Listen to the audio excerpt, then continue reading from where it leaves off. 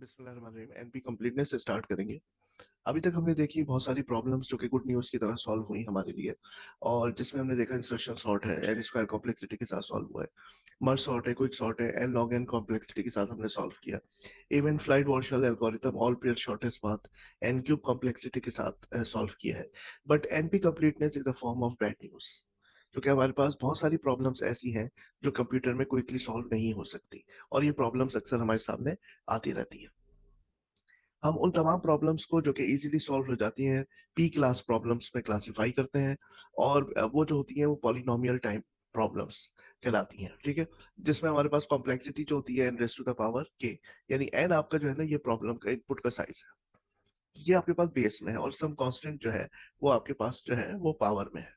लेकिन जो हमारे पास प्रॉब्लम्स हैं जो एक्सपोनेंशियल टाइम प्रॉब्लम्स हैं, उसमें यही आपका जो इनपुट साइज है जो कि बढ़ता रहता है और हम कॉम्प्लेक्सिटी को कैलकुलेट करते रहते हैं, तो ये जो इनपुट साइज है ये पावर में चला जाता है। तो ये तो विदाउट बाउंड होता है, ये तो बढ़ता रहता है और हम कॉम्प्लेक्सिटी को एनालाइज करते रहते हैं। तो अगर ये आपके पास पावर में आ जाएगा तो ये प्रॉब्लम्स बहुत कॉम्प्लेक्स हो जाएंगी कंप्यूटर के लिए सॉल्व करने के हवाले से। हम एक एग्जाम्पल ले लेते हैं सेटिस्फाइबिलिटी प्रॉब्लम की। यानी हमारे पास एक बुलियन इक्वेशन है, जो हमारे पास मल्टीपल वेरिएबल्स हैं, और हमें पता ये लगाना है कि ये बुलियन इक्वेशन कहाँ कहाँ पर हमें आंसर ट्रू देगी, कहाँ कहाँ पर आंसर वन आएगा हमारे पास। ठीक है, तो इसके लिए हमारे पास तरीकाकार क्या है? सिर्फ यही तरीकाकार है कि एक एक हम असाइनमेंट लें। मिसाल के तौर पे अगर 5 वेरिएबल्स हैं तो 0 0 0 0 0 हमने वेरिएबल्स हमारे पास A B C D E suppose करें, तो वो हम हर वेरिएबल को 0 0 असाइन करें और चेक करें कि भाई आंसर वन आ रहा है या नहीं। अच्छा नहीं तो हम नेक्स्ट असाइनमेंट पे चले जाए 0 0 0 0 1। ठीक है, तो इसका मतलब है कि अगर हमारे पास 5 वेरिएबल्स हैं तो 2 टू द पावर 5 32 पॉसिबिलिटीज हो जाएगी, और 10 वेरिएबल्स है तो 1024, और 20 वेरिएबल्स अगर हमारे पास है तो 1048576। तो ये हमारे पास पॉसिबिलिटीज इंक्रीज होती जाएंगी with the increase of input size. यानी ये हमारे पास प्रॉब्लम सॉल्व करने का सिर्फ एक ही स्टाइल है कि हम वहां पर वैल्यूज को असाइन करते रहें और देखते रहें कि किन किन पर हमारे पास ट्रू आ रहा है और किन वैल्यूज पे फॉल्स आ रहा है। बैक ट्रैकिंग हमारे पास एक स्ट्रेटेजी है, एक हमारे पास मेथड है, जिसको हम कह सकते हैं कि हमारे पास एक तरीकाकार इवन मौजूद है, यानी एक मेथडोलॉजी है हमारे पास। लेकिन this is not the best one. ये हम उस वक्त चूज करते हैं जब हमारे पास और कोई तरीकाकार नहीं रहता। लेकिन even that one also has a method. For example हम एक एग्जाम्पल ले लेते हैं क्वींस प्रॉब्लम की। तो क्वींस प्रॉब्लम में क्या है हमारे पास, मिसाल के तौर पे ये एट क्वींस प्रॉब्लम है। 8 क्वींस हमें यहाँ पर चेकर बोर्ड पे प्लेस करनी है। तो फॉर एग्जाम्पल पहली क्वीन हमने यहाँ पे प्लेस की। अब नेक्स्ट हमारे पास तमाम क्वींस को हमें इस तरह से प्लेस करना है कि वो नॉट कॉन्फ्लिक्टिंग। ठीक है, यानी ये क्वीन जो है यहाँ पे हमें जो प्लेस की है तो इसके ये डायगोनल में कोई और क्वीन ना हो, इसकी रो में कोई क्वीन ना हो, कॉलम में कोई क्वीन ना हो। ठीक है, तो अब हमने पहले यहाँ पे प्लेस की, फिर हम देखेंगे सेकंड हम कहाँ पे प्लेस कर सकते हैं, इस लाइन में नहीं, इस लाइन में नहीं, इधर नहीं कर सकते, तो सपोज कर हमने यहाँ पे प्लेस किया। फिर हमने थर्ड की पोजीशन ली, लेकिन फिर हमने देखा कॉन्फ्लिक्ट आ गया, तो हम क्या करेंगे, हम फिर पीछे जाएंगे और इस क्वीन की पोजीशन को फर्स्ट वाली को चेंज करेंगे, फिर उसके रिस्पेक्टिव सेकंड को, फिर थर्ड को। तो हम ये बारी बारी इस प्रोसेस को करेंगे और देखेंगे कि हमारे पास 8 क्वींस प्रॉब्लम जो है वो तमाम की तमाम क्वींस जो है वो नॉन कॉन्फ्लिक्टिंग मोड में आ जाए, जैसे कि यहाँ पे दिखाया गया। लेकिन बैक ट्रैकिंग जो है इसमें भी हमारा बहुत वेस्टेज ऑफ टाइम है, बार बार हमें पीछे जाना पड़ता है, रिट्राई करना पड़ता है। और backtracking does not scale to large sizes, बहुत बड़ी प्रॉब्लम्स के लिए जो है बहुत टाइम कंज्यूमिंग हो जाएगा। लेकिन फिर भी एक मेथडोलॉजी इवन है हमारे पास कि हम कह सकते हैं हमने मेथड अप्लाई किया है और हम किसी रिजल्ट पर पहुंचे हैं। हमारे पास जो प्रॉब्लम्स पी में क्लासिफाई नहीं होती तो फिर वह चली जाती हैं इनट्रैक्टेबल प्रॉब्लम्स में, क्योंकि जो प्रॉब्लम्स बी में क्लासिफाई हो जाती है वो तो ट्रैक्टेबल हो जाती हैं, और बाकी जो हमारे पास है वो इनट्रैक्टेबल प्रॉब्लम्स में आ जाती हैं, जिसमें NP problems, non deterministic polynomial time problems, NP complete और एनपी हार्ड देखते हैं कि क्या है। अच्छा, तो जो प्रॉब्लम्स पी में है वो तो ट्रैक्टेबल है, और जो प्रॉब्लम्स हमारे पास पी में नहीं है, क्लास पी में नहीं क्लासिफाई हो रही, वो इनट्रैक्टेबल और अनसॉल्वेबल प्रॉब्लम्स है। ये जो प्रॉब्लम्स हैं intractable, either they can be solved in reasonable time only for small inputs, लेकिन जैसे जैसे एन लार्ज होता जाएगा तो ये हमारे पास कंप्यूटर में बहुत कॉम्प्लेक्स हो जाएगी। या फिर वो प्रॉब्लम जो कि सॉल्व ही नहीं हो सकती, मिसाल के तौर पे हॉल्टिंग प्रॉब्लम। हॉल्टिंग प्रॉब्लम जो है ट्यूरिंग ने इंट्रोड्यूस की थी 1930s में। As a unsolvable problem. यानी मिसाल के तौर पे हमारे पास एक कंप्यूटर को एक प्रोग्राम दिया जाए और साथ में उससे पूछा जाए कि भाई ये प्रोग्राम जो है कभी हॉल्ट करेगा, कभी रुकेगा। ऐसा तो नहीं होगा कि ये प्रोग्राम किसी इनफाइनाइट लूप में चला जाए। यानी एक प्रोग्राम है जो दूसरे प्रोग्राम को एनालाइज कर रहा है, एक प्रोग्राम एक्स है जो प्रोग्राम वाई को एनालाइज कर रहा है, और ये देख रहा है कि प्रोग्राम वाई जो है वो टर्मिनेट होगा, हॉल्ट होगा या नहीं होगा। ठीक है, तो ये प्रॉब्लम जो है अभी तक स्टिल अनसॉल्वेबल है कंप्यूटर की हिस्ट्री में। तो हम लोग अब तरीकाकार ये होगा हमारा कि किसी प्रॉब्लम को हमें बताना है कि भाई ये पी से बिलोंग करती है या ये एनपी से बिलोंग करती है, तो उसके लिए तरीकाकार ये होगा कि हम जो प्रॉब्लम है उसको डिसीजन प्रॉब्लम की शक्ल दे दें। यानी हमें पता लगाना है कि भाई ये प्रॉब्लम जो है पॉलिनोमियल टाइम में सॉल्व हो सकती है या नहीं हो सकती है, कॉम्प्लेक्स प्रॉब्लम है। तो हम ऑप्टिमाइजेशन की शक्ल में, अगर वो प्रॉब्लम है तो हम उसको डिसीजन बना देंगे। डिसीजन का मतलब है कि उसका आंसर जो है यस या नो की शक्ल में आएगा। मिसाल के तौर पे अगर हमें शॉर्टेस्ट पाथ मालूम करना है किसी अनवेटेड डायरेक्टेड ग्राफ का, तो हमारे पास क्या है, हम we want to know that if there is a path between U and V that uses the fewest edges. क्या हमारे पास कोई पाथ है यू वर्टेक्स से लेके वी वर्टेक्स तक जो कि के एजेस पे मुश्तमिल हो? ठीक है, अब इस चीज को जो है ना, यानी ये ऑप्टिमाइजेशन प्रॉब्लम है। यानी हमें एक शॉर्टेस्ट पाथ मालूम करना है, इसको हम बना देंगे डिसीजन प्रॉब्लम। यानी does a path exist from U to V consisting of at most k edges? या 3 एजेस पे मुश्तमिल कोई पाथ है यू से वी तक, 4 एजेस पे मुश्तमिल कोई पाथ है यू से वी तक। तो हमने उस प्रॉब्लम को क्या कर दिया, एक शक्ल दे दी किसकी, डिसीजन प्रॉब्लम की, जिसका आंसर जो है यस या नो में आएगा। मिसाल के तौर पे हम ये ले लेते हैं, ये हैमिल्टोनियन साइकिल की प्रॉब्लम है कि हम एक वर्टेक्स से हमने स्टार्ट किया है और वापस हमें उसी वर्टेक्स पे आना है, लेकिन किसी दूसरी वर्टेक्स को हमें एक से ज्यादा दफा पे ट्रेवर्स नहीं करना है। अब आप देखें कि इसमें तो ये पॉसिबल है, हमने यहाँ से शुरू किया, हम इधर गए, फिर यहाँ गए, फिर यहाँ आए और वापस हम यहाँ पे खत्म किया हमने। लेकिन यहाँ पर तो आपको बार बार इसी वर्टेक्स से गुजरना पड़ेगा, यहाँ से शुरू किया, इधर आए, फिर इधर गए, फिर तो इसका जो है ना, इसमें हैमिल्टोनियन पॉसिबल नहीं है साइकिल। तो ऑप्टिमाइजेशन प्रॉब्लम ये है कि given a graph find a path that passes through every vertex exactly once. Optimization problem ये है कि भाई हमें एक ग्राफ दिया गया, हमें एक पाथ निकालना है और वो पाथ क्या करे, हर वर्टेक्स से सिर्फ एक दफा गुजरे। ठीक है, इसको हम डिसीजन प्रॉब्लम में अगर चेंज करेंगे तो हम क्या कहेंगे इसको, does a given graph have a Hamiltonian path? जो ग्राफ है उसमें हैमिल्टोनियन पाथ है या नहीं है। ट्रेवलिंग सेल्समैन प्रॉब्लम है, तो ऑप्टिमाइजेशन प्रॉब्लम में इसको क्या कहेंगे, find a weight, minimum weight Hamiltonian path. एक भाई हैमिल्टोनियन पाथ निकालो मिनिमम वेट का। यानी एक सेल्समैन है, उसको तमाम दुकानों पे जाना है एक एरिया की, और इस तरह से जाना है कि वो कम से कम जो है डिस्टेंस के साथ तमाम दुकानों को कवर कर ले और किसी भी एक जगह से 2 दफा ना गुजरे। तो इसको हम इस तरह से डिसीजन प्रॉब्लम में कर लेंगे कि given a graph and an integer K, एक ग्राफ है आपके पास और के एक इंटीजर है, is there a Hamiltonian path with a total weight at most K? क्या हैमिल्टोनियन पाथ एग्जिस्ट करता है और साथ में इस वैल्यू के साथ, यानी इस मिनिमम वैल्यू के साथ क्या हमारे पास हैमिल्टोनियन पाथ है? तो ये हमने ऑप्टिमाइजेशन प्रॉब्लम को कन्वर्ट कर दिया डिसीजन प्रॉब्लम में। अच्छा, तो हम फिर जाते हैं अपने सेटिस्फाइबिलिटी प्रॉब्लम की तरफ, जहां हमने देखा था कि हम मुख्तलिफ असाइनमेंट्स देते हैं और फिर हम देखते हैं कि कहाँ कहाँ पर वैल्यू हमारे पास 1 आ रही है, बुलियन इक्वेशन कहाँ कहाँ पर हमें आंसर 1 दे रही है। तो नॉन डिटर्मिनिज्म को अगर हम किसी कंप्यूटर के हवाले से देखें तो हम कहेंगे कि it magically gases the solution, क्योंकि हमारे पास बहुत ज्यादा जो है पॉसिबिलिटीज है सॉल्यूशंस की। तो उसमें से सही सॉल्यूशन को गैस करके हम देखें कि भाई यहाँ पर ये आंसर हो सकता है इस पॉसिबल में 1 आ जाए। अगर पॉसिबिलिटी में आंसर 1 आ गया तो वो हमारा गैस जो हो गया वो राइट हो गया। If a solution exist, computer always gases it.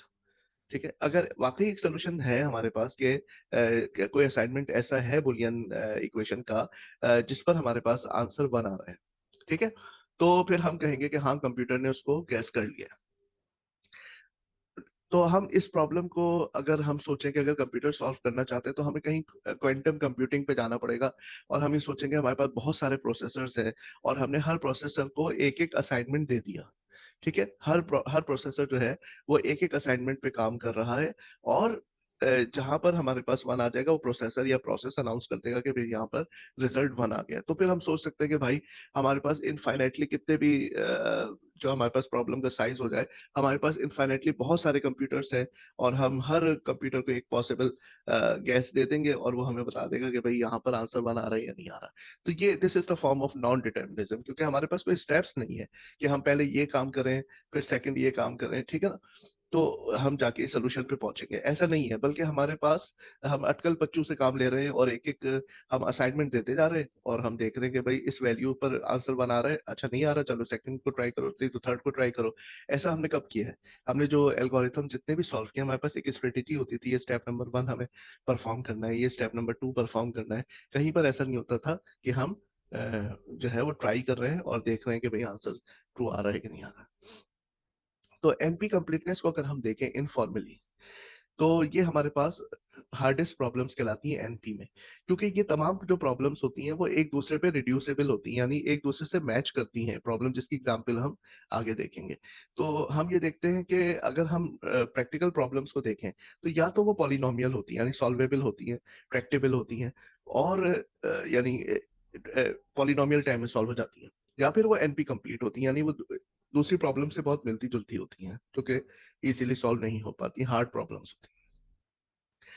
अच्छा, नॉन डिटर्मिनिस्टिक या एनपी जो प्रॉब्लम्स होती हैं उसमें हमें एक चीज समझनी पड़ेगी कि उसमें दो प्रॉपर्टीज होनी चाहिए। सबसे पहले तो गैसिंग स्टेज कहलाती है, नॉन डिटर्मिनिस्टिक गैसिंग स्टेज, क्योंकि आपको पता है कि बहुत सारी आपके पास क्या है, ऑप्शंस मौजूद है, ठीक है, बहुत सारी असाइनमेंट्स है। अब किस असाइनमेंट पर आंसर आपके पास ट्रू आ रहा है, आपने गैस किया, तो ये आपके पास जो है ना वो पॉसिबिलिटी जो है ना वो आ गया सर्टिफिकेट, ठीक है। यानी मिसाल के तौर पे एक बुलियन इक्वेशन है, ए बी सी डी, जैसे मैंने मिसाल दी, तो ए को हम 0 दें, बी को 1 दें, सी को भी 1 दें, डी को 0 दें, ई को 0 दें, तो फिर वहां पे आंसर हमारे पास क्या आ रहा है, 1 आ रहा है। ये हमने सपोज करें कि हमने गैस किया, गैस करने के बाद हमने इसको वेरीफाई की स्टेज में दे दिया एल्गोरिथम में।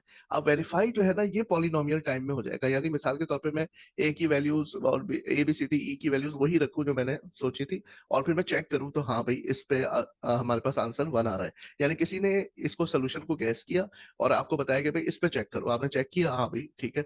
तो यानी कि हमारे पास बहुत सारे सोल्यूशंस हैं, लेकिन जब एक सोल्यूशन गैस करके हमने दिया तो फिर वेरीफाई पॉलिनोमियल टाइम में होना, यानी इजीली हम उसको चेक कर सकते हैं, आंसर को वेरीफाई कर सकते हैं। तो फिर हम कहेंगे कि ये प्रॉब्लम जो है ये नॉन डिटर्मिनिस्टिक पॉलिनोमियल प्रॉब्लम है, कि जिसमें हम ठीक है सोल्यूशन तो नहीं लेके आ सक रहे हैं, लेकिन अगर कोई हमें सोल्यूशन बता दे तो हम उस सोल्यूशन को वेरीफाई कर सकते हैं। तब हम कहेंगे कि ये प्रॉब्लम क्या है, नॉन डिटर्मिनिस्टिक पॉलिनोमियल प्रॉब्लम है, ठीक है। तो वेरिफिकेशन स्टेज जो है वो पॉलिनोमियल है, लेकिन हाँ गैस करने वाली जो स्टेज है ये नॉन डिटर्मिनिस्टिक है, क्योंकि हमारे पास कोई स्ट्रेटेजी नहीं है। अच्छा, ये बात ध्यान में रखिएगा कि एनपी का मतलब क्या है, नॉन डिटर्मिनिस्टिक पॉलिनोमियल, इसको नॉन पॉलिनोमियल नहीं पढ़िएगा। अच्छा, अब ये सवाल हमारे पास आता है कंप्यूटर साइंस में, जिसको $1 मिलियन क्वेश्चन कहते हैं, ठीक है, कि पी क्या एनपी के बराबर है? क्या हमारे पास कभी ऐसा होगा कि जो प्रॉब्लम्स अभी एनपी हैं वो पी में शामिल हो जाए? जैसे कि आपको पता है कि जो भी एल्गोरिथम सॉर्टिंग सर्चिंग आप आज यूज करते हैं, तो कभी तय बात है कि ये मुमकिन नहीं थे, लेकिन वक्त के साथ इवॉल्व इवॉल्व हुए, कंप्यूटर्स इवॉल्व हुए, कंपाइलर्स आए, और ये तमाम चीजें जो है फिर इजीली हमारे पास सॉल्वेबल हो गई। तो क्या हमारे पास ऐसा है कि फ्यूचर में कभी ये बात साबित हो जाए कि पी जो है वो एनपी के बराबर है? अच्छा, इसमें पहली बात तो यह है कि ये एक ओपन रिसर्च प्रॉब्लम है स्टिल, जो कि सबसे पहले 1971 में पोस्ट की गई थी। अच्छा, इसमें जो बात हमें इस सवाल का जवाब देना है, इसमें ये दो पॉइंट्स बहुत इंपॉर्टेंट है। सबसे पहले, no polynomial time algorithm has yet been discovered for an NP complete problem. NP complete problem जो कि हम आगे डिस्कस करने जा रहे हैं, कि ये ऐसी हार्ड प्रॉब्लम्स हैं जो एक दूसरे से मिलती जुलती हैं, ठीक है। एक प्रॉब्लम जो है उसको हम रिड्यूस करेंगे दूसरी प्रॉब्लम पे और लगेगा कि ये दोनों प्रॉब्लम्स वाकई मैच कर रही हैं।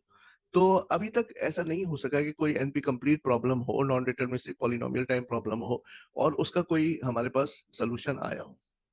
नॉर ना ऐसा हुआ है कि anyone has been able to prove that no polynomial time algorithm can exist for any one of them. और किसी ने ये भी नहीं साबित किया है कि कभी भी नहीं हो सकता कि इनका कोई सोल्यूशन निकले। अगर कोई शख्स उठ के ये कह दे कि और कोई सोल्यूशन दे, कोई हमारे पास प्रूफ दे दे कि कभी भी ये सॉल्व नहीं हो सकेगी पॉलिनोमियल टाइम से, तो फिर हम कह सकते हैं कि P is not equal to NP। हमें जवाब मिल जाएगा कि भाई कभी भी नहीं हो सकेगा ऐसा। लेकिन ना तो किसी ने सोल्यूशन दिया है, ना किसी ने उठ के ये बात कही है कि कभी भी इसका सोल्यूशन नहीं आ सकेगा, उसका कोई प्रूफ उसने दिया हो। ठीक है। तो मोस्ट कंप्यूटर साइंटिस्ट बिलीव तो करते हैं कि ये फॉल्स है, कि पी एन पी के बराबर, ये फॉल्स बिलीव करते हैं, but nobody has provided a proof of it. ठीक है। तो इस बात को भी कहने के लिए कि पी एन पी के बराबर नहीं है, हमें उसका भी तो प्रूफ चाहिए। तो वो प्रूफ भी किसी ने नहीं दिया, और सोल्यूशन भी अभी तक किसी ने प्रोवाइड नहीं किया है। इस वजह से we can not answer this question in yes और नो। अच्छा, अब हम बात करते हैं कि कोई प्रॉब्लम को हम कैसे कहते हैं कि ये प्रॉब्लम जो है ना, ये इजी प्रॉब्लम है या हार्ड प्रॉब्लम है। ठीक है। तो इसका जो हमारे पास आइडिया है वो रिडक्शन का आइडिया है, यानी सिमिलैरिटी तलाश करना। मिसाल के तौर पे मैं ये चाहता हूं कि मेरे पास एक प्रॉब्लम है ए, एक प्रॉब्लम है बी। ठीक है। तो ए प्रॉब्लम जो है इसको मुझे सॉल्व करना है। तो मैंने जब देखा, तो मैंने क्या किया कि मैंने ए के इनपुट्स को बी पे मैप किया, और बी प्रॉब्लम तो पहले से मेरे पास सॉल्वेबल मौजूद है लिटरेचर में। तो ए के मैंने इनपुट्स को बी पे मैप किया, और बी एल्गोरिथम ने उसको सॉल्व कर दिया। तो ये चीज कहलाती है रिडक्शन।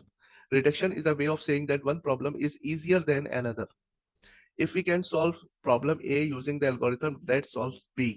तो हम कह सकेंगे कि ए प्रॉब्लम तो बिल्कुल ऐसी है जैसे बी प्रॉब्लम है, तो और वो इजीली सॉल्व भी हो गई। तो बी प्रॉब्लम हमारे पास लिटरेचर में मौजूद थी।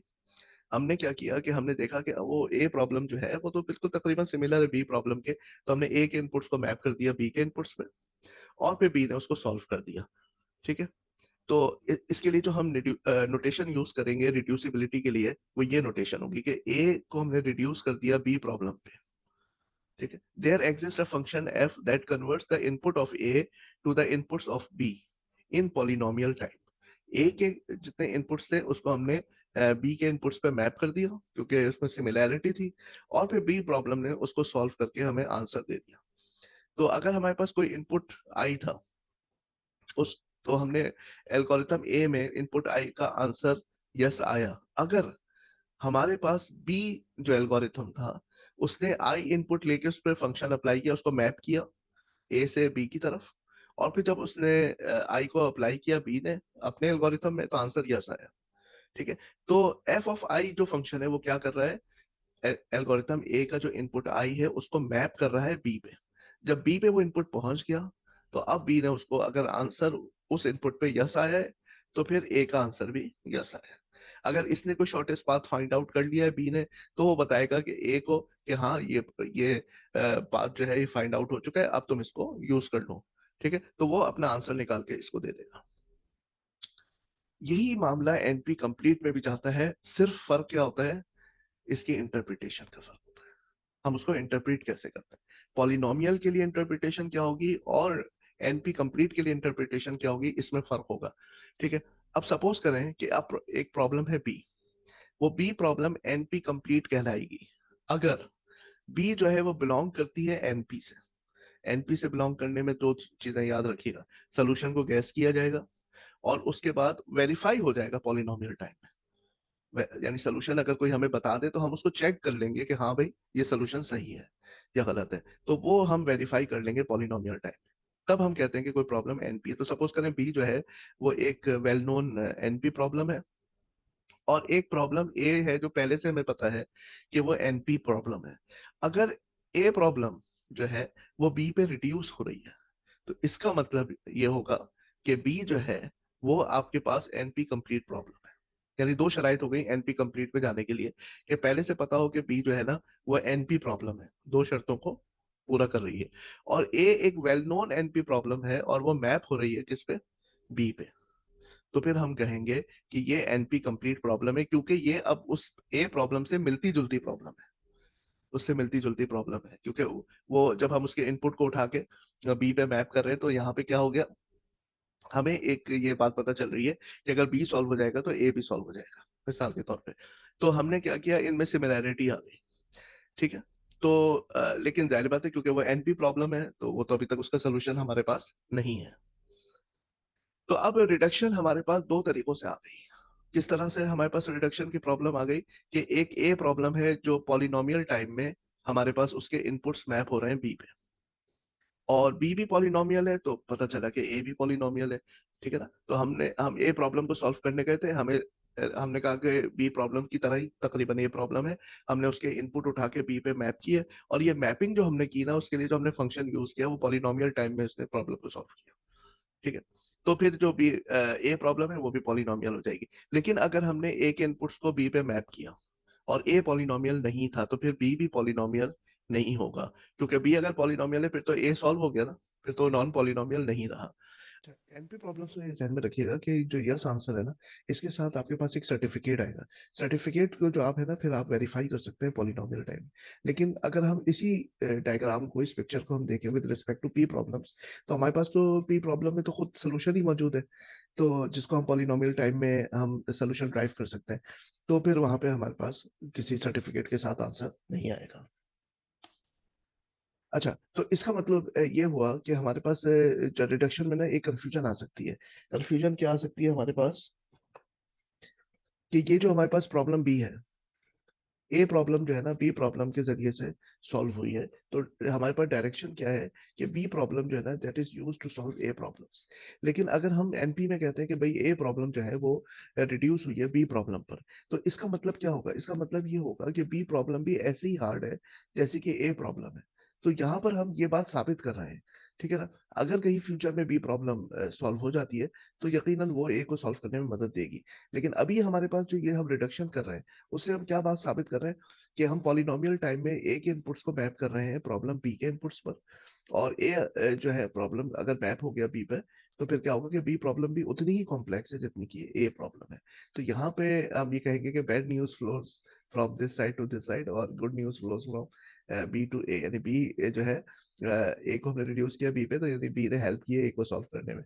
लेकिन यहाँ पर अगर हमने ए के इनपुट को बी पे रिड्यूस किया है और ये एनपी प्रॉब्लम्स है, तो इसका मतलब है कि फिर बी प्रॉब्लम भी इतनी ही कॉम्प्लेक्स है जैसे कि ए प्रॉब्लम है। तो हमने ये देखा कि एनपी कंप्लीट के लिए क्या चीज जरूरी है, कि कोई वेल नोन प्रॉब्लम जो कि एनपी कंप्लीट हो, तो उसके उसके इनपुट्स को हम मैप करेंगे किसी नई एनपी प्रॉब्लम पर, तो ये वाली भी एनपी कंप्लीट हो जाएगी। तो इसके लिए जरूरी है कि कोई ना कोई पहली प्रॉब्लम तो होनी चाहिए जो कि एनपी कंप्लीट हो। ठीक है? तो उसके लिए कुक्स ने स्टीफन कुक्स ने 1971 में एक पेपर लिखा, और उसमें साबित किया कि ये सेटिस्फाइबिलिटी प्रॉब्लम जो है, this is the first NP complete problem. ठीक है? सेटिस्फाइबिलिटी प्रॉब्लम जिसमें मैंने आपको बताया था कि यहाँ पे हम लोग क्या करते हैं, बुलियन इक्वेशन है उसको ट्रूथ असाइनमेंट देते हैं, और उसके बाद चेक करते हैं कि हमारे पास आंसर जो है वो वन आ रहा है कि नहीं आ रहा है। इसको थोड़ा सा सिंप्लीफाई हम इस तरह से करेंगे कि इसको सीएनएफ में लेके चले जाएंगे, एक फॉर्मेट बना लेंगे, कंजक्टिव नॉर्मल फॉर्म जिसको कहते हैं, कि इसमें अंदर जितने भी वेरिएबल्स होंगे वो सब और होंगे, और ये क्लॉज कहलाएगी। ठीक है? तो इसमें हमारे पास मैक्सिमम जो है ना 3 वेरिएबल्स हो सकते हैं। तो 3 वेरिएबल्स की एक क्लॉज होगी, और वो सब आपस में क्या होंगे, एंड होंगे। तो इसमें क्या होगा, ये इसको हम कहते हैं 3 CNF, क्योंकि हमारे पास 3 लिटरल्स है हर क्लॉज के अंदर। अब इसमें क्या होगा कि अगर हर क्लॉज का आंसर वन आ जाए, तो फिर हमारे पास कंप्लीट इसका जो इक्वेशन है जिसको हमने फाइव से याद किया हुआ है, तो ये भी जो है इसका आंसर भी वन हो जाएगा। अगर इसका आंसर वन हो जाए, इसका वन हो जाए, इसका वन हो जाए, तो ये एंड होके फिर यहाँ पर ये वन आ जाएगा। तो कुक्स ने साबित किया कि this is the first NP complete problem. और आपको पता है कि इसकी कोई स्ट्रेटेजी तो हमारे पास है नहीं, कि हम ये पहला काम ये करें तो सेकंड ये करें, थर्ड स्टेप ये करें, तो हमें पता चल जाएगा कि ये फला जो असाइनमेंट है इस पे आंसर वन आएगा। तो ऐसा तो नहीं है, यहाँ तो हम बस ट्रायल एंड एरर कर रहे हैं, और एक एक असाइनमेंट देते जा रहे हैं और चेक कर रहे हैं कि किस पे वन आएगा। अब हम किसी और प्रॉब्लम पर हम कोशिश करेंगे इस प्रॉब्लम को रिड्यूस करने की। और ये अगर प्रॉब्लम उस प्रॉब्लम पे रिड्यूस हो गई, तो फिर क्या हो जाएगा कि वो जो दूसरी प्रॉब्लम है वो भी एनपी कंप्लीट प्रॉब्लम हो जाएगी। तो ये हमारे पास एक वेल नोन ग्राफ की प्रॉब्लम है। ठीक है? जिसको हम क्लिक कहते हैं। क्लिक प्रॉब्लम में क्या होता है कि हम ये देखते हैं कि हमारे पास जो वर्टिसेस हैं वो तमाम आपस में कनेक्टेड है कि नहीं है। मिसाल के तौर पे अगर ये ग्राफ है, तो इसमें आप देखें तो ये दो वर्टिसेस ऐसी हैं जो आपस में कनेक्टेड हैं, ये दो आपस में कनेक्टेड है, तो मैक्सिमम जो यहाँ पे क्लिक का साइज है वो क्या है, 2 है। सही है? अब सपोज करें कि मैं एक लाइन और ड्रॉ करता हूँ, ये वाली। तो यहाँ पर आप देखें ये 3 वर्टिसेस हैं जो आपस में कनेक्टेड है, यानी ये वर्टेक्स इन दोनों से कनेक्टेड है, ये वाली दूसरी दोनों से कनेक्टेड है, और ये वाली दूसरी दोनों से कनेक्टेड। तो आपके पास यहाँ पर एक क्लिक आपको मिल रहा है साइज 3 का। इसी तरह से यहाँ पर भी एक साइज 3 का क्लिक मिल रहा है। ठीक है? तो यहाँ पर आप कह सकते हैं कि मैक्सिमम क्लिक का साइज क्या है, आपके पास 3 है। लेकिन 4 नहीं है कि चारों आपस में कनेक्टेड हो। 4 के लिए क्या होगा, आपके पास ये भी यहाँ से कनेक्टेड हो। ये अगर यहाँ पे एक एज और हम इजाफा कर दें, फिर क्या हो जाएगा कि हर नोड हर दूसरी तमाम नोड से कनेक्टेड हो जाएगी, तो यहाँ पर फिर हमारे पास 4 का क्लीक हमें मिल जाएगा। ठीक है, तो क्लीक जो है एनपी में है। क्यों? क्योंकि हमारे पास to find a maximum clique हमें क्या करना पड़ेगा, सिस्टमेटिकली ब्रूट फोर्स अप्लाई करना पड़ेगा, और हमें यहाँ पर सब सेट्स निकालने पड़ेंगे जिसमें हम बारी बारी चेक करेंगे कि मैक्सिमम कितना बड़ा क्लीक हमारे पास मौजूद है। हम वर्टिसेस को लेंगे और देखेंगे अच्छा 2 का क्लीक मौजूद है, फिर हम जाएंगे 3 पर, फिर हम 4 पर। तो हमारे पास कोई स्ट्रेटेजी नहीं है कि जिसमें हम कह सके कि ये स्टेप्स हम फॉलो करेंगे और हमारे पास मैक्सिमम क्लीक आ जाएगा। तो यहाँ पर भी हमारे पास वही मामला है ट्राई एंड एरर का। इसकी एग्जांपल ये है कि जैसे कोई सोशल ग्रुप है, तो उसमें क्या है, ग्रुप में जितने भी लोग हैं हमें मालूम करना है कि क्या ये म्यूचुअली फ्रेंड्स हैं तमाम के तमाम आपस में। तो एक एप्लीकेशन क्लिक की वहां पर आ सकती है कि एक ग्रुप में लोग आ गए, ठीक है, उनको शामिल कर दिया गया है, और ये पता लगाना है कि जितने भी मेंबर्स हैं क्या ये ऑलरेडी पहले से फ्रेंड्स थे आपस में। तो अब हमें ये करना है कि हमें एक वेल नोन जो प्रॉब्लम है, तो कुक्स ने आसानी कर दी 1971 में, उसने कह दिया कि भाई ये एक एनपी कंप्लीट प्रॉब्लम है। अब हमें क्या करना है कि क्लीक को ये साबित करने के लिए कि ये भी एनपी कंप्लीट है, यानी ये भी इतनी हार्ड है जितनी 3CNF है, तो हमें क्या करना पड़ेगा, रिडक्शन करना पड़ेगा। ठीक है, तो हम इसका आइडिया क्या है कि we will construct a graph G. यहाँ पर क्लिक के लिए हम ग्राफ कंस्ट्रक्ट करेंगे। तो हमारे पास वो जो फॉर्मूला है फाई, वो सेटिस्फाइबिलिटी सेटिस्फाइबल होगा अगर ये जो जी है उसमें क्लीक होगा साइज के का। यानी अगर सपोज करें साइज 3 का क्लीक है, तो हम कहेंगे कि यहाँ पर हमारे पास 3 क्लॉजेस जो है वो हमारे पास सेटिस्फाई होके फाई का आंसर 1 आ जाएगा। तो जहां जहां पर हमारे पास क्लीक बनेगा ग्राफ में, तो वहां पर हमारे पास क्या होगा, उन्हीं असाइनमेंट्स में फाई जो है 1 वैल्यू देगा। ठीक है, तो सबसे पहले हम लोग क्या करेंगे, जो ये जो बी हमारा फॉर्मूला है जो कि क्लॉजेस पे मुश्तमिल है, तो हम एक एक क्लॉज लेते जाएंगे, और हर क्लॉज में हमारे पास जितने वेरिएबल्स हैं हम ग्राफ में उतनी वर्टिसेस बनाएंगे। ठीक है, और फिर हर वर्टिसेस के दरमियान में एज बनाएंगे। लेकिन उस एज बनाने का एक उसूल होगा कि वो जो एज बनेगी वो एक तो सेम क्लॉज के जो वेरिएबल है उनके दरमियान नहीं बन सकती। सेकंड, अगर वो एक क्लॉज से दूसरे क्लॉज की तरफ जो वेरिएबल्स है उनको हम नोट्स कंसीडर कर रहे हैं, हर वेरिएबल को नोट कंसीडर कर रहे हैं, तो उन नोट्स के दरमियान में अगर हम कोई एज बनाते हैं, तो हम इस बात का ख्याल रखेंगे कि वो एक दूसरे का निगेट ना कर रहे हो, एक दूसरे का निगेशन ना हो। मिसाल के तौर पे x1 को हम x1 प्राइम से कनेक्ट नहीं कर सकते, क्योंकि अगर हम ऐसा करेंगे तो फिर हमें असाइनमेंट में x1 को हम 0 रखें या 1 रखें, हम वी कैन नॉट डिसाइड। अगर x1 को हम 0 रखेंगे तो वायलेट हो जाएगा, ठीक है ना। तो हम ये नहीं कर सकते कि एक दूसरे का निगेशन से हम कनेक्ट करें, क्योंकि फिर जाहिर बात है कि हम उसकी एक वैल्यू नहीं ले सकेंगे। ठीक है, तो if B has a satisfying assignment, ये बी जो है ना हमारा, ये कंजक्टिव फॉर्मूला है सीएनएफ का। So B has a satisfying assignment, then each clause has at least one literal that evaluates to 1. अगर B को हमें कहना है कि सेटिस्फाई है, तो उसका तरीकाकार क्या होगा, मिसाल के तौर पे ये आप देखें, यहाँ पे ये इक्वेशन है, ये 3 क्लॉजेस है ना, ये 3 क्लॉजेस है, तो फाई किस वक्त 1 होगा, यकीनी तौर पे उसी वक्त 1 होगा जब C1 भी 1 हो, C2 भी 1 हो और C3 भी 1 हो। ठीक है, तो ये पॉइंट आपकी समझ में आ गया। अब हम क्या करेंगे कि picking one such true literal for each clause gives a set v prime of k vertices. v prime is a clique. तो फिर हमें क्या करना पड़ेगा कि जब हर क्लॉज में से हम एक वेरिएबल ऐसा लेंगे जिसकी वैल्यू 1 है, ठीक है, तो क्योंकि हर जो वेरिएबल है वो एक वर्टेक्स को बिलोंग कर रहा है। ये देखिए आप, यहाँ पर हर, सपोज करें ये 3 क्लॉजेस है ना हमारे पास, C1, C2 और C3। तो आप यहाँ पर ये देखें कि हर एक क्लॉज के जो वेरिएबल है उसकी हमने यहाँ पे क्या की हुई है, एक वर्टेक्स बनाई हुई है। ठीक है ना। अब अगर सपोज करें कि आप एक इनमें से ये ले लेते हैं, यानी x2 प्राइम, जो कि यहाँ से हमने लिया है, इसको हमने कनेक्ट किया हुआ है यहाँ पर x3 से, जो कि यहाँ का वेरिएबल है क्लॉज नंबर 2 का, और क्लॉज नंबर 3 का हमारे पास वेरिएबल है x3। ये 3 हम ले लेते हैं। ठीक है, यानी इसको 1 करने के लिए हमें क्या करना पड़ेगा, x2 को 0 करना पड़ेगा, और इसको 1 करने के लिए x3 को 1, और यहाँ पर भी x3 को 1। इसका मतलब है कि अगर हम x2 को 0 कर दें और x3 को 1 करते हैं, तो ये x3 को 1 करने से ये क्लॉज भी 1 हो जाएगी, ये वाली क्लॉज भी 1 हो जाएगी, और x2 को 0 करने से जब हम उसका निगेट लेंगे तो ये क्लॉज भी 1 हो जाएगी। तो फिर हमारे पास ये फॉर्मूला क्या है, 1 हो जाएगा। और आप ये देखें कि इसी तरह से अगर आप यहाँ पर देख रहे हैं, तो ये एक लीग भी बन रहा है, यानी तीनों वर्टिसेस जो है ये आपस में कनेक्टेड है। तो साबित ये हुआ कि जो जहां पर यहाँ क्लिक बनेगा यानी नोट्स आपस में कनेक्टेड होंगी, वहीं पर हमें साथ में CNF में भी आंसर 1 मिलेगा। ठीक है, तो ये चीज यहाँ पे साबित हो गई कि हमारे पास जो 3 CNF प्रॉब्लम है उसी से मिलती जुलती प्रॉब्लम है क्लिक। अब एक प्रैक्टिस प्रॉब्लम हम सॉल्व कर लेते हैं। Suppose we wish to prove that travelling salesman problem is NP complete.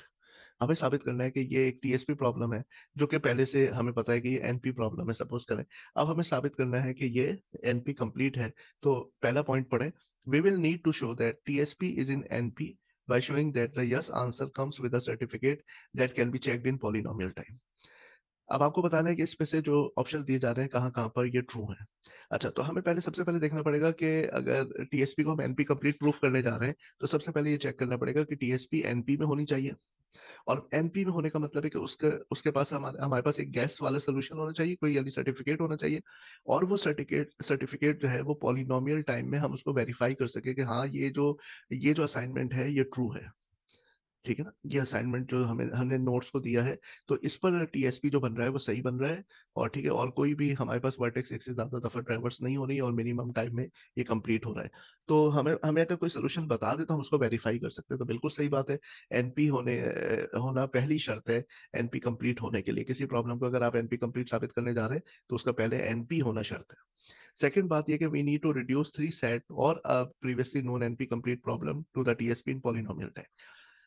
Second point ये कह रहा है कि 3 सेट को या तो आप रिड्यूस कर दें TSP पे, या कोई और जो पहले से हमें पता है NP कंप्लीट प्रॉब्लम है उसको हम रिड्यूस कर दें TSP पे। और ये रिडक्शन पॉलिनोमियल टाइम में होनी चाहिए। ऐसा ना हो कि ये इनपुट्स की मैपिंग जो है ये खुद एक NP कंप्लीट प्रॉब्लम हो जाए। तो अभी हमने पीछे देखा था कि ये बहुत आराम से हमारे पास जो लिटरल्स थे ना, तो हर लिटरल को हमने क्या कर दिया था, हर क्लॉज के लिटरल को हमने एक वर्टेक्स बना दिया था ग्राफ का। ये हमारे पास इसीलिए प्रॉब्लम मैप हो गई थी। तो कोई यहाँ पर हमारे पास मुश्किल नहीं आई थी। तो बिल्कुल इसी तरह से हम यहाँ पे इसको रिड्यूस कर देंगे और पॉलिनोमियल टाइम में ये रिडक्शन होनी चाहिए कि इनपुट जो पहले से well known complete NP complete problem उसके मैप हो जाए दूसरी प्रॉब्लम पे। We need to reduce TSP to a known NP complete problem in polynomial time. TSP को हम रिड्यूस कर देंगे किसी पहले से NP कंप्लीट प्रॉब्लम जो जान नहीं, ये नहीं है। हमें जो प्रॉब्लम पहले से वेल नोन है उसको रिड्यूस करना पड़ेगा, जो नई प्रॉब्लम जिसको हम NP कंप्लीट करने जा रहे हैं। ठीक है ना, तो कुक्स ने हमें बताया था कि जो पहले वेल नोन हो उसको आप रिड्यूस करें, उसमें मुमासलत पैदा करें कि एक जो प्रॉब्लम पहले से वेल नोन है उसके इनपुट को मैप करें नई प्रॉब्लम पर, तो नई प्रॉब्लम भी NP कंप्लीट हो जाएगी। ये नहीं करेंगे कि हम जो नई प्रॉब्लम आई है उसको मैप कर दें 3 सेट पे। ठीक है ना, तो 3 सेट असल में वेल नोन है। तो दूसरी जो प्रॉब्लम आई है जब हम उसके इनपुट उस पर मैप करेंगे तो हमें पता चलेगा कि हाँ इसमें सिमिलैरिटी है। अब किसी वक्त मुस्तकबिल में अगर वो प्रॉब्लम जो बी प्रॉब्लम नहीं आई थी वो अगर सॉल्व हो जाती है तो वो हमें ए प्रॉब्लम को भी सॉल्व करने में मदद दे देगी, तो वो फिर पॉलिनोमियल वाली डायरेक्शन फॉलो हो जाएगी। तो ये हमारे पास फॉल्स है, हम TSP को नहीं रिड्यूस करेंगे बल्कि पहले जो वेल नोन प्रॉब्लम है उसको रिड्यूस करेंगे नई आने वाली प्रॉब्लम पे। A reduction from 3 set to TSP will take a Boolean 3 CNF set formula and create a weighted graph in G that is an instance of TSP।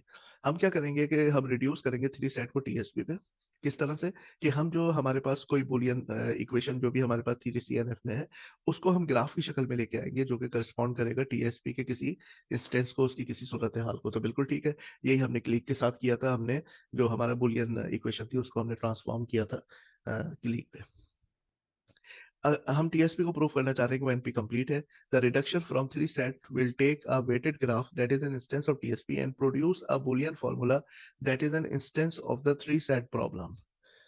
नहीं, जो हम फॉर्मूला बनाएंगे उसका और उसको मैप करेंगे तो वो जो इंस्टेंस होगा वो TSP के इंस्टेंस में मैप करेंगे।